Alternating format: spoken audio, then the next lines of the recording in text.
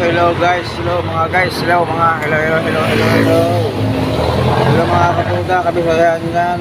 So, ito napaga yung punta ko rito guys. Napaga yung pila ko sa pilahan.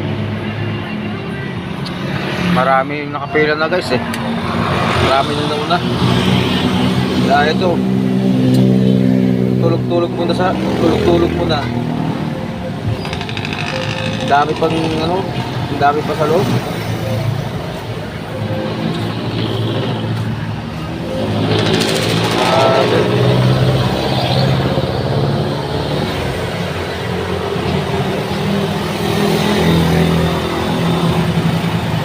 Hello, kumusta mga kabaday, katuda, kabisaya, lahat na guys.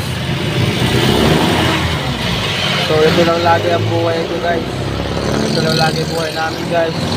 Maaga magising. Nandito na lagi sa pilahan. Galing araw. Lalo pag may pasok guys. Alas 4 gising na ako guys. Maliligo, magbihis, mag-ano. So nandito na agad. Kasi labasan ng mga estudyante guys. Alas 5. Alas 5 tapos hanggang alauna ng hapon nito. Tuloy-tuloy na biyahe no. Tapos pag wala namang pasok, ito mangyayari guys. Paghirap sa pagkahiro, hintay lang. Saga. Pero hindi naman nasa zero sa araw-araw guys. Kahit pa paano meron naman.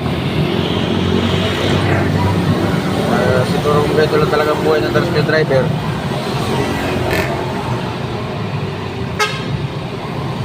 Hello.